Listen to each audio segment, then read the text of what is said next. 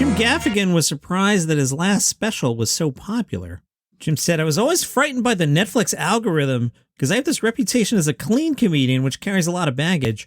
I believe that all adults and teenagers who are on Netflix are like, I'm a big boy or I'm a big girl, and I want to hear some naughty stuff. When they go to look for adjectives to search for something to watch, they're not necessarily going to pursue clean. The reality is you can't be funny without being a little irreverent or a little shocking. Any comedian would tell you that the only adjective they're going for is funny. Some comedians might want to be rock stars, some might want to be revolutionaries, but the only measuring stick that matters is funny." The spokesman caught up with Christopher Titus, his favorite comedian, George Carlin. Titus said, "I'm doing a bit on white supremacy in my show, and I proved that it's bull. A guy at a recent show walked out and told me to stop my self-hating.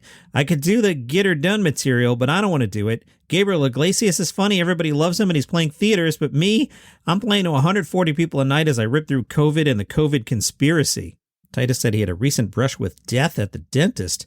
"I was having some extensive dental work done. I was given some nitrous, and I had an out-of-body experience. I floated to the roof of the room, and then to the sky, and then to deep space when I saw Earth. When I came back, I told my dentist, and he said, I experienced what they call a dip. He's this Russian guy who just said, you dipped and maybe had a little death. Don't worry, you're here now."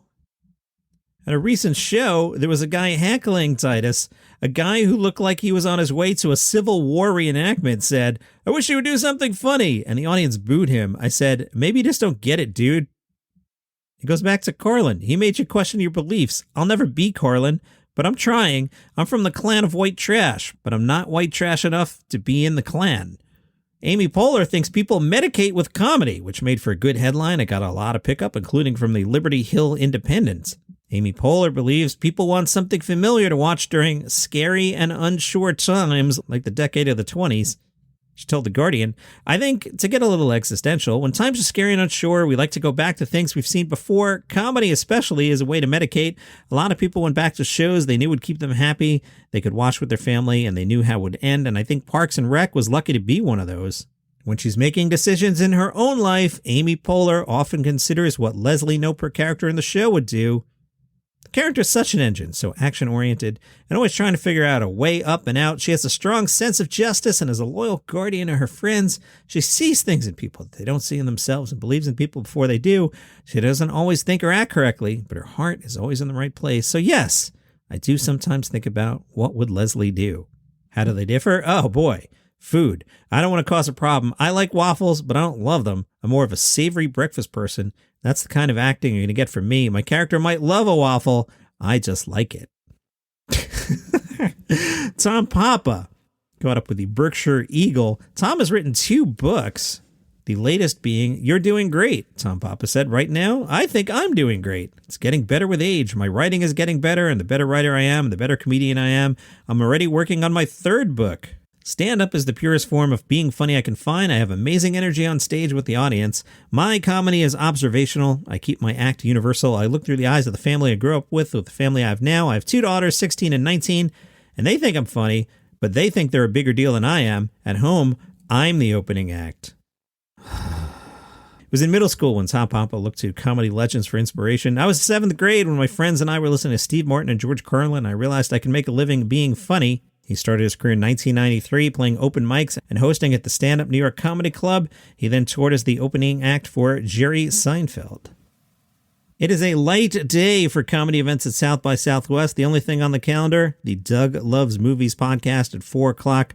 Might be a good day to get out of Dodge and hit the airport early. The Asian Comedy Festival is returning to New York May 6th and 7th. Stand Up New York will be accepting submissions until March 23rd for your chance to be part of Asian Comedy Festival.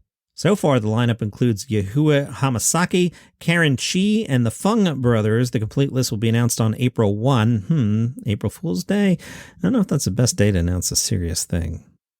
May 6th, there'll be a comedy show at Stand Up New York. May 7th will feature different forms of comedy such as musical, sketch, and more. Netflix has their own festival. That one's called Netflix is a Joke.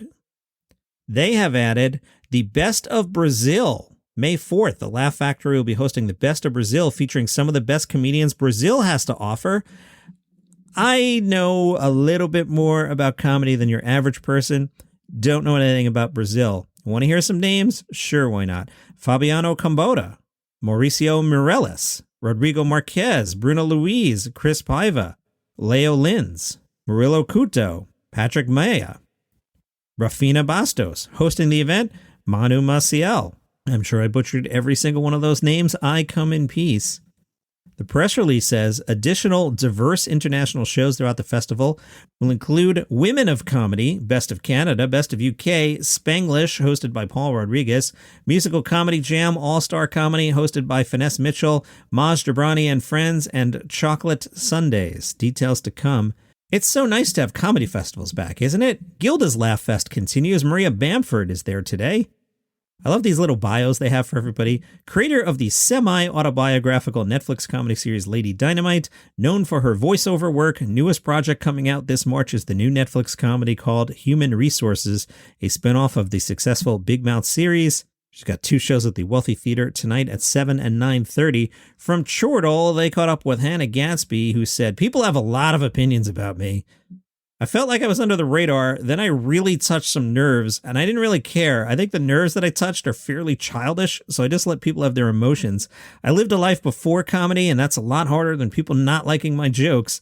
I think that perspective has really toughened me up."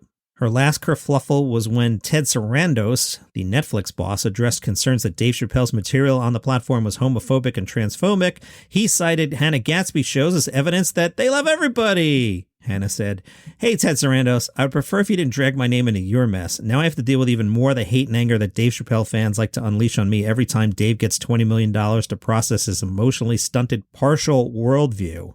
F you and your amoral algorithm cults." These days, Gadsby's reluctant to be drawn into too much condemnation of Chappelle's stance. She says, "I don't mind talking about it, but most I have to say on it is on the subject of intersectionality, and I think 2 white people talking about it is not a great space to talk about that. Having a decent conversation about this in public deserves a more representative channel." She added, "Netflix is like a family, and like all families, they hate gay people." Good joke there, Hannah. I will dedicate a large portion of my next Netflix special talking about how dumb Netflix is. Let's see how brave they actually are about freedom of speech. It's ultimately about profit. They talk about freedom of speech, but if people weren't making a profit for them, it'd be an entirely different conversation, and I'm not making a big profit for Netflix.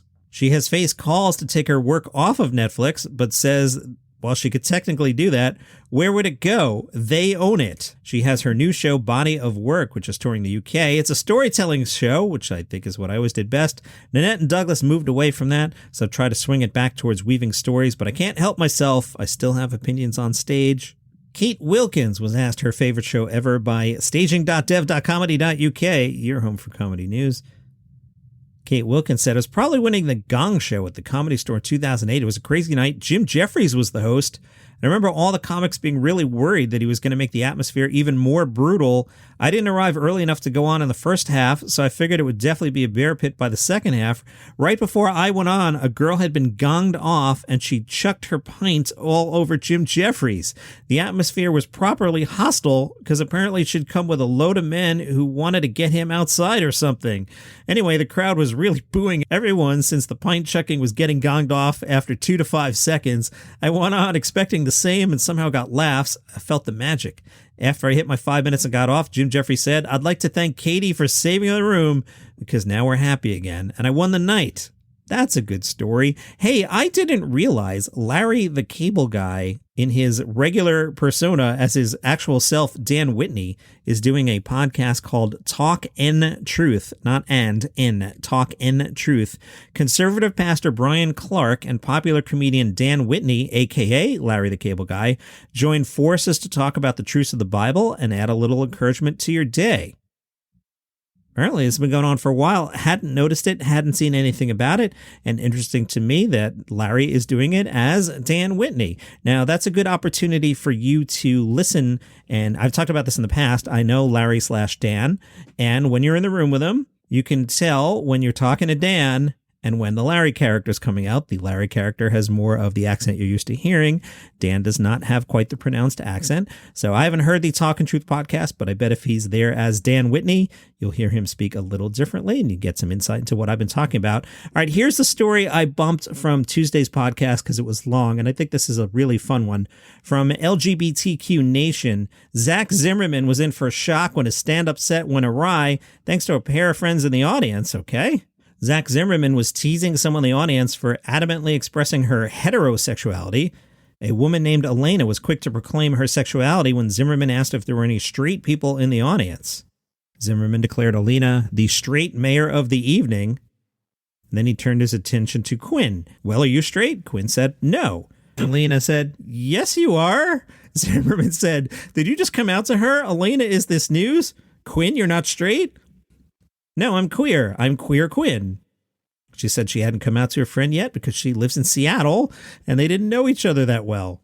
I'm missing a detail with she lives in Seattle. I'm not sure where this show took place. Zimmerman joked, and she was so supportive, and asked Elena if she'd tried responding to her friends coming out again. Elena said, of course, I care about you. I don't know what to say. Like, obviously, that's amazing. That's so great. I'm happy for her. If she didn't tell me before, it's okay. I'm going to love her no matter what. Zimmerman said, we have to bully people into being allies. That's what the world is about now. No, that was beautiful. And that's your comedy news for today. Follow this show on Apple Podcasts, Spotify, Overcast, wherever you get your shows. Normal episode tomorrow. See you here.